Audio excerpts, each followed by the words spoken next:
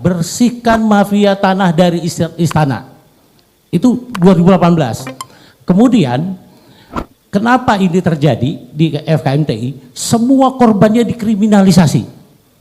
Kita mau bawa bukti materi maupun bukti fisik tidak laku. Yang laku adalah siapa yang punya duit. Kalau korbannya itu tidak punya duit, habis. Jadi ini bapak-bapak sekalian di seluruh tanah air, ini sangat-sangat berbahaya. Bayangkan, saya akan bantah sedikit Pak Menteri Wamen tadi ya. Jangan dianggap kalau membuka data itu berbahaya. Tidak. Kenapa? 59% tanah kita dikuasai segelintir, tidak sampai 1%. Oke? 41% itu dikuasai oleh seluruh 250 juta penduduk Indonesia. Padahal yang 59% kontribusinya ke negara tidak ada 1%. Jadi kalau kita matiin semua bohir-bohir itu nggak ada pengaruhnya sama negara. Jadi saya bantah itu Pak Wamen ya, itu yang pertama. Kemudian di kepolisian, mohon maaf, kami tidak percaya.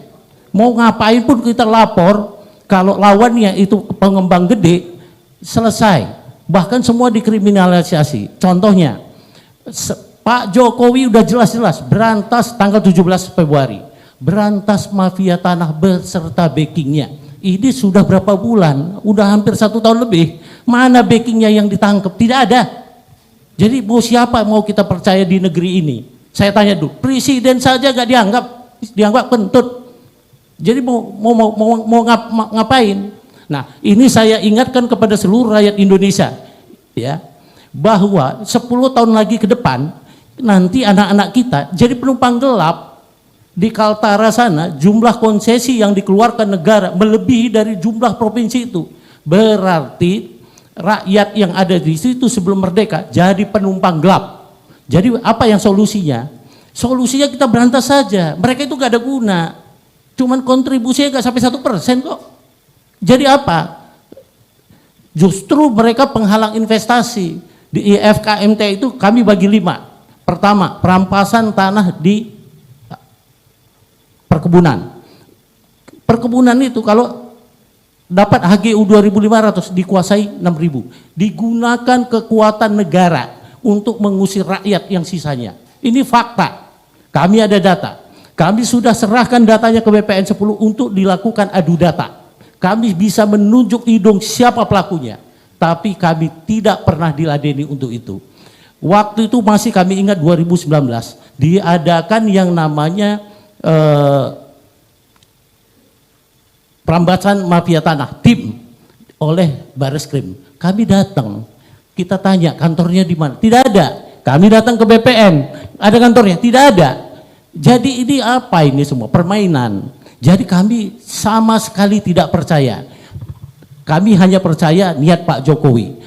Tadi Pak pendiri Forum Indonesia Adil menyatakan jangan-jangan ini hanya sebuah narasi. Mafia sebenarnya malah dia gitu loh. Kenapa? Ini gampang kok nyelesaikannya kok. Ganti menterinya, ganti yang lain. Banyak, seluruh rakyat Indonesia banyak kok yang punya kapasitas kok.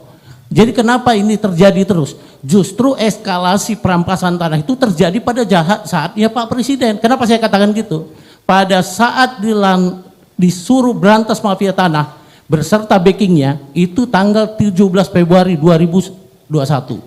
Meledak Sentul. Meledak di mana? Kami di FKMTI, saya sendiri langsung di SP3 pada laporan saya tahun 2010. Begitu juga kasus-kasus yang lain. Nah, ini sangat berbahaya saya katakan buat rakyat Indonesia. Nanti kita perang saudara. Contohnya, saya punya tanah asli, punya alas dasar hak kepemilikan awal. Oke, dia bisa rampas. Karena apa? Dia berkuasa, hukum semua dilanggar. Pada saat keturunan saya punya kekuasaan, ini akan diungkit kembali. Apa yang terjadi? Kita tidak berkesudahan terhadap masalah tanah ini ya.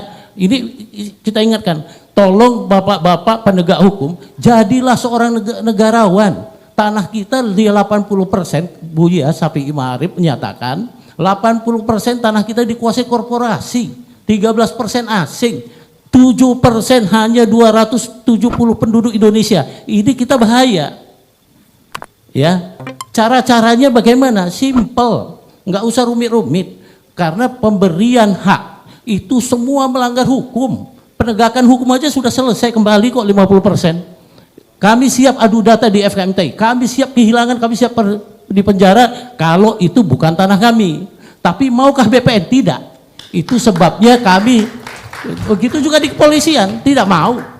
Suka-sukanya aja. Siapa yang duitnya lebih gede, ya udah, dia yang menang. Semua di seluruh Indonesia, kalau ini nanti yang akan terjadi, apa yang akan terjadi? Kita perang saudara. Ini sudah terjadi, tapi eskalasinya naik terus.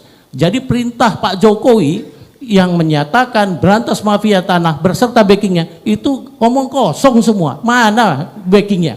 Backingnya ada di depan mata, ada di istana, ada orang-orangnya situ juga gitu. Jadi itu saya rasa dulu, oleh sebab itu hati-hati. Kalau nanti sebuah pengembang, kalau memang mereka melakukan penjualan, harus ada jaminan.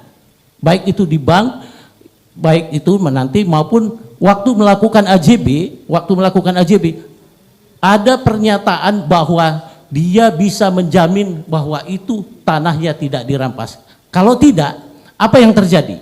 Nanti pembeli itikat baik, dia berantem sama pemilik tanah asli setelah pengembangnya pergi. Dan ini sudah terjadi. Saya ulangi ya, ini sudah terjadi. Dan eskalasinya naik. Nah, bapak-bapak penyidik diam semua nih.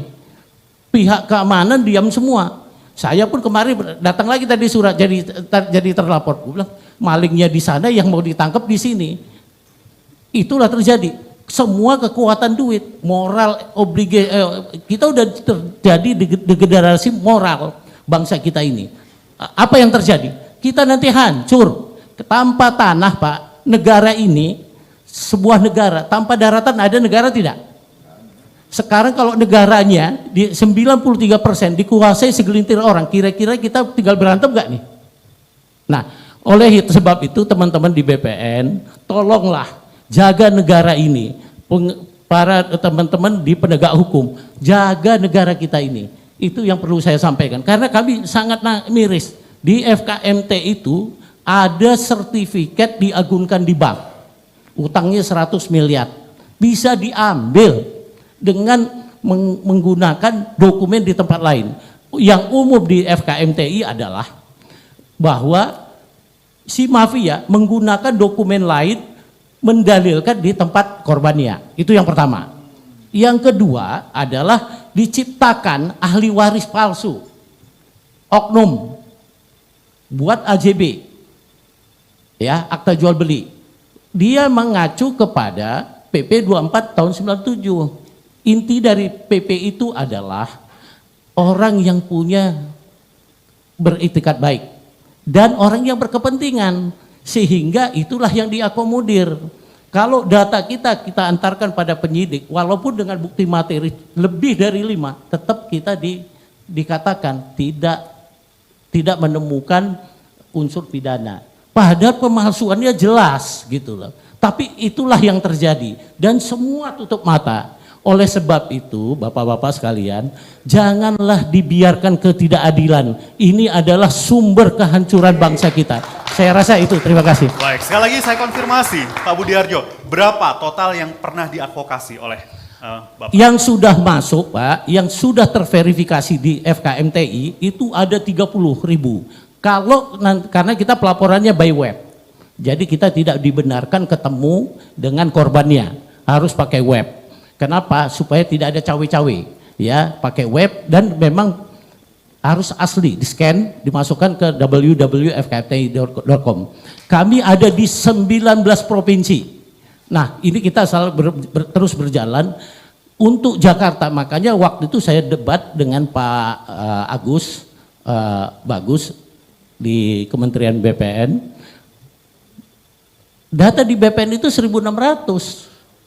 Komplek pertanahan. Saya katakan di Jakarta aja di FKMTI 10.000 lebih, khusus Jakarta.